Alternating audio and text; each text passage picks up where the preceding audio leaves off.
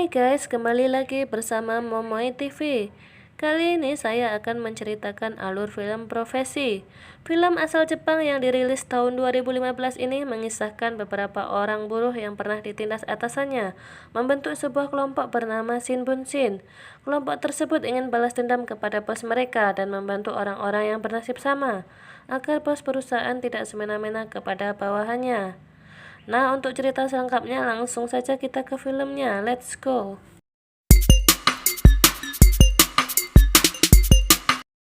Film ini diawali dari aksi kelompok Shinbunshin yang menghakimi perusahaan Ajisan Food, sebuah perusahaan yang bergerak di bidang produksi makanan, karena perusahaan tersebut telah memproduksi makanan beracun dan banyak masyarakat yang telah menjadi korbannya. Tetapi tidak ada pertanggungjawaban dari perusahaan. Perusahaan pun tidak mendapat sanksi dari pemerintah ataupun kepolisian, karena pemilik perusahaan tersebut adalah orang kaya dan orang yang berpengaruh di kota itu. Akhirnya kelompok Shinbunshin pun memberikan pelajaran kepada Ajisan Food dengan cara membakar pabrik tersebut.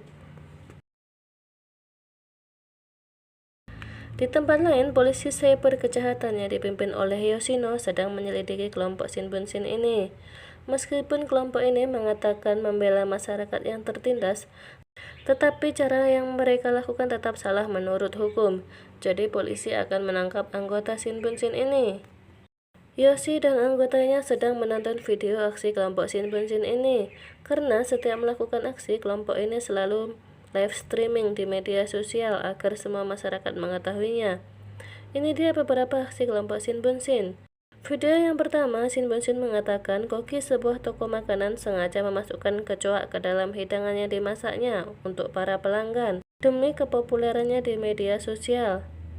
Karena sudah banyak korban, kelompok Shinbunshin ini pun memberi pelajaran kepada mantan koki tersebut. Mereka menculiknya dan memberikan kecoak goreng. Menjijikkan ya guys. Video yang kedua, seorang pria bernama Nishikeko telah memperkosa teman wanitanya saat mereka masih kuliah. Tapi ia tidak mengakuinya. Ia malah mengatakan sang wanita yang telah menggodanya. Kelompok Shinbunshin pun membalaskan dendam sang wanita tersebut dengan cara menculik si pria dan memberikannya pelajaran yang tidak akan dilupakannya seumur hidupnya. Dan video yang ketiga, seorang HRD perusahaan jasa di Tokyo membuli seorang pelamar di perusahaannya. Karena pelamar tersebut sudah berusia 32 tahun dan terbata-bata saat diwawancarai. Dia mengupload video wawancara tersebut ke media sosial dan menjadi bahan tertawaan beberapa orang. Kelompok Shinbunshin pun beraksi dengan menculik pria tersebut dan menyekapnya di sebuah apartemen. Pria tersebut diberi pelajaran sampai babak belur oleh kelompok Shinbunshin dan ditayangkan secara live. Polisi Yoshi dan anggotanya pun mendatangi lokasi tersebut, tapi saat polisi masuk ke dalam apartemen, kelompok Shinbunshin sudah menghilang tanpa jejak. Kelompok Shinbunshin ini selalu live video saat melakukan aksi pembalasan dari orang-orang yang tertindas ke media sosial, sehingga banyak masyarakat yang menyukai kelompok Shinbunshin ini karena mereka membela orang-orang yang tertindas. Lalu dari mana asal-usul kelompok Shinbunshin ini? Pasti ada kisah menyedihkan di balik dendam ini. Nah, berikut ini ceritanya. 3 tahun lalu di perusahaan IT Jepang, salah satu karyawannya bernama Okuda. Dia adalah programmer yang handal, ramah, dan baik dengan rekan kerjanya. Di perusahaan ini dia sudah hampir 3 tahun bekerja sebagai karyawan kontrak. Dan sesuai dengan perjanjian kerja, setelah 3 tahun bekerja, maka karyawan kontrak akan diangkat menjadi karyawan permanen. Tetapi ternyata bos Okuda ini adalah orang yang sombong dan arogan. Ia tidak berniat mengangkat Okuda menjadi karyawan tetap. Maka hari itu si bos sengaja memberikan tugas yang tidak mungkin diselesaikan Okuda dalam waktu 1 hari. Okuda pun lembur untuk menyelesaikan tugasnya sampai dini hari. Ia pun ketiduran, tiba-tiba bosnya datang. Karena tugas Okuda tidak selesai, si bos mengatakan Okuda tidak cocok sebagai programmer. Okuda pun meminta maaf dan meminta diberikan sedikit tambahan waktu. Tapi dasar si bosnya yang arogan malah menurunkan jabatan Okuda menjadi cleaning service. Karena susahnya mencari pekerjaan, Okuda pun menerima jabatannya diturunkan menjadi cleaning service. Keesokan harinya, saat Okuda sedang bersih-bersih, temannya mengatakan bahwa dia akan membantu Okuda dengan berbicara kepada bosnya agar Okuda diangkat kembali menjadi programmer. Okuda pun merasa senang. Saat istirahat, Okuda melihat grup private perusahaan yang telah diretasnya. Isi pesan grup tersebut sangat menyakitkan hati Okuda, seperti tugas yang diberikan pada dirinya waktu itu adalah proyek untuk minggu depan. Hingga Okuda sadar semua teman-temannya di sana ternyata bermuka dua, pura-pura baik di depan Okuda. Okuda menjadi bahan bulian, candaan, dan hinaan di grup tersebut. Sampai si bos yang arogan menginginkan Okuda keluar dari perusahaan. Padahal Okuda sangat baik dengan teman-temannya dan loyal dengan perusahaan. Okuda pun berpikir apa karena dia miskin sehingga teman-temannya berbuat semena-mena seperti itu. Tiba-tiba sakit mah Okuda kambuh, tetapi tidak ada satupun yang peduli dengan Okuda. Karena tidak tahan di perusahaan yang teman-temannya seperti serigala berbulu domba, akhirnya Okuda pun resign. 2 tahun pun berlalu, Okuda mulai mencari pekerjaan, tetapi selalu ditolak, padahal Okuda adalah programmer yang handal. Tetapi semua perusahaan mewajibkan seorang programmer harus lulusan sarjana. Lalu saat duduk di halte, tiba-tiba ada seorang yang menghampiri Okuda menawarkan pekerjaan tanpa interview dan ijazah. Okuda yang memang sangat membutuhkan uang pun mengikutinya. Lalu semua pemuda ini masuk ke dalam satu mobil. Ternyata mereka dipekerjakan sebagai kuli di tempat pembuangan limbah. Di sini mereka bekerja secara manual, menggali tanah dengan cangkul untuk mengubur limbah-limbah tersebut. Di sini ternyata bosnya lebih kejam guys, mereka seperti kerja rodi. Jika ada pegawai yang kelelahan, yang lain dilarang menolongnya. Karena menurut si bos, jika ada yang menolong, maka akan menjadi 2 orang yang tidak bekerja, dan itu akan membuang waktu menghambat pekerjaan. Ketika malam hari, mereka beristirahat di sebuah pondok yang telah disediakan, dan mereka saling berkenalan, menceritakan pengalaman hidup masing-masing. Hairo sebelumnya bekerja menjadi penjaga warnet. Ia membawa flashdisk kenang-kenangan yang ternyata berisi angka-angka. Okuda yang penasaran pun meminjam flashdisk itu dan menjabarkan angka-angka yang terlihat, dan hasilnya adalah sebuah kode keamanan untuk mengakses jaringan internet. Teman-teman Okuda pun heran akan kemampuan Okuda dan menanyakan pekerjaan Okuda sebelumnya. Okuda pun mengatakan ia sebelumnya bekerja sebagai programmer di sebuah perusahaan IT. Karena Okuda yang paling pintar dan handal dalam bidang programmer, teman-temannya pun memanggil Okuda dengan sebutan Bill Gates. Okuda pun memberi julukan kepada masing-masing temannya. Yang ini bernama Kansai. Yang ini Metabo karena perutnya buncit. Yang ini Hairo karena tubuhnya kurus kering. Dan yang terakhir Nobita karena ia memakai kacamata. Mereka pun menjalani hari-hari bersama. Okuda setiap hari mengajari Hairo berhitung. Saat bekerja, tiba-tiba Hairo terjatuh, dan seperti sebelumnya, si bos yang kejam ini melarang siapapun membantu Hairo. Malam hari kondisi Hairo semakin memburuk. Ternyata ia mengalami sakit ginjal. Hingga akhirnya Hairo meninggal dunia. Si bos kejam pun datang. Ia memperlakukan jasad Hairo dengan tidak manusiawi. Si bos malah melempar sekop ke jasad Hairo dan menyuruh mengubur jasad Hairo sebelum membusuk. Metabo yang kesal dengan kelakuan si bos itu pun langsung memukul si bos dengan sekop hingga berdarah. Yang lain pun ikut memukulinya hingga si bos tewas. Kemudian Okuda dan teman-temannya mengubur Hairo lalu membakar rumah tersebut. Inilah awal mula terbentuknya kelompok Shinbunshin.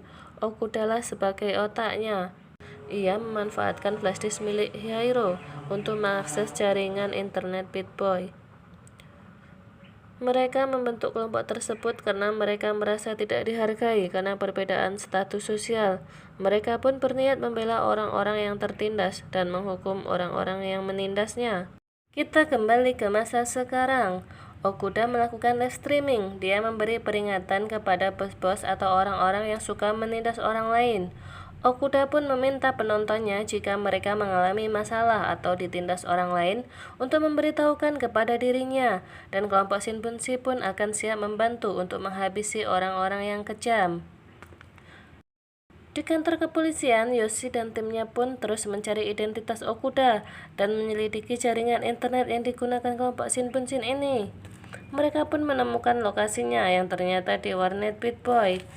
Dari rekaman CCTV warnet, terlihat Okuda sedang registrasi di warnet Pip-Boy, tetapi wajahnya tidak terlihat karena Okuda selalu menghindari kamera.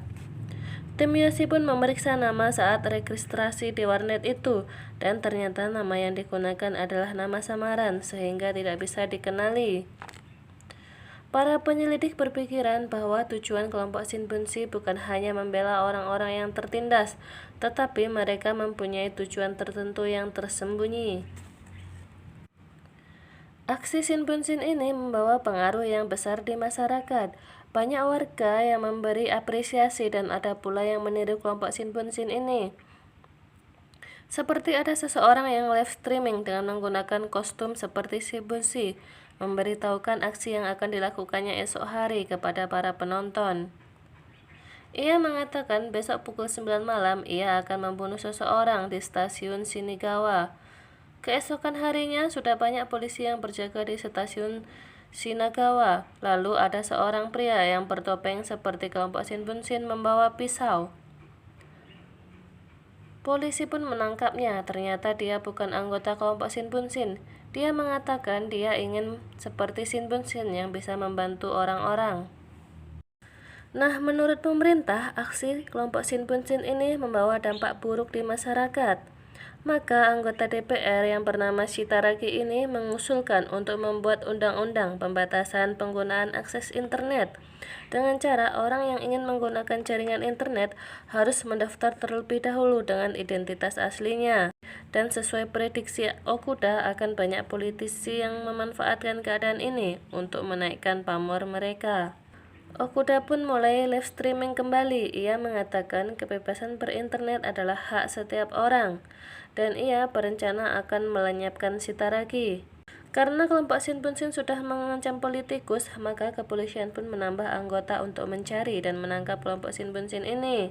Dan karena tim Yoshi belum mampu mengungkap kelompok Shinbunshin ini, maka kasus ini akan diambil alih oleh tim divisi keamanan publik yang dipimpin oleh Bakwa. Keesokan harinya, saat Nobita sedang makan siang, ia berkenalan dengan pelayan di warung itu yang bernama Kade. Tidak lama, Okuda datang dan menyerahkan kunci motor kepada Nobita, dan mereka akan melakukan aksi berikutnya. Namun, saat itu hari hujan, Kade pun memberikan payung kepada Nobita. Sepertinya Kade fall in love dengan Nobita. Di lain tempat, kelompok Shinbunshin membuat kekacauan di acara Shitaraki yang mempromosikan minuman, karena minuman itu telah ditukar oleh kelompok Shinbunshi. Cerita sebelumnya, saat menjalankan aksinya, Nobita pura-pura ditabrak oleh mobil pengangkut minuman Shitaraki. Lalu datang Metapo dan Kansai untuk menuntut sopirnya. Kemudian Okuda dari belakang menukar minuman tersebut. Di sisi lain, Metapo ternyata sudah menyusup di tim Shitaraki dan membocorkan rencana Shitaraki. Lalu Okuda meretas jaringan internet Shitaraki dan membocorkan rahasia busuk Shitaraki kepada masyarakat melalui live streaming. Hal itu membuat pamor Shitaraki menurun drastis. Kepolisian yang sudah mengetahui lokasi Okuda langsung menuju warnet Pip-Boy. Yoshi dan timnya yang sudah sampai langsung memeriksa semua bilik di warnet. Hingga di bilik nomor 23, mereka menemukan pria bertopeng yang diduga adalah Okuda. Pria itu langsung kabur dan para polisi mengejarnya. Saat di jalan, Yoshi melihat Okuda. Dia teringat video CCTV di warnet Pip-Boy. Yoshi pun langsung mengenalinya dan mengejar Okuda. Okuda pun berlari untuk kabur. Sampai di bawah jembatan, Yoshi yang sudah tidak sanggup mengejar Okuda lalu memberikan siraman rohani. Yoshi mengatakan jangan menyalahkan orang lain atas apa yang terjadi dengan kita. Hanya orang malas yang menyalahkan orang lain. Kalau kita bekerja keras pasti akan mendapatkan apa yang kita mau. Lalu Okuda mengatakan kepada Yoshi bahwa dia tidak akan mengerti apa yang dilakukan oleh Okuda. Di sisi lain, ternyata pria bertopeng di warnet P-Boy yang ditangkap kepolisian adalah penjaga warnet. Ia menyuruh Okuda untuk kabur dan menggantikannya ditangkap polisi karena ia merasa nasibnya sama dengan Okuda. Beberapa hari kemudian, Benson melakukan live streaming menepati janji mereka untuk mengakhiri hidupnya dengan cara meminum cyanida. Tim Yoshi yang mengetahui keberadaan kelompok Shin Bunsin langsung menuju lokasi. Sampai di sana, Yoshi dan teman-temannya menemukan OKD dan teman-temannya sudah tidak sadarkan diri.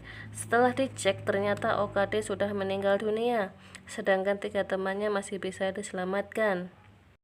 Hingga Yoshi melihat HP Okuda dan ada rekaman video Okuda yang isinya Okuda meminta tolong kepada Yoshi untuk memindahkan kuburan Hairo dan membantu menemukan ayah kandungnya. Di sini Yoshi memeluk Okuda dan menangis setelah mengetahui fakta yang memilukan. Sementara itu, Kansai, Metabo, dan Nobita diinterogasi oleh polisi, sesuai rekaman video yang direkam oleh Okuda. Mereka mengatakan bahwa Okuda memaksa ketiga temannya itu untuk bergabung dengan Okuda dan mengancamnya. Akhirnya mereka bertiga dan penjaga warnet dibebaskan. Ternyata teman-teman Okuda ini memberikan keterangan palsu. Di akhir video kita diperlihatkan pada video tentang penyiksaan Okuda, yang ternyata itu adalah video yang terpenggal saat kejutan ulang tahun Metabo. Okuda sengaja tidak membuat video secara full untuk menyelamatkan ketiga temannya agar tidak dipenjara. Dan ini sudah direncanakan sejak awal oleh Okuda, dan film pun berakhir dengan sad ending.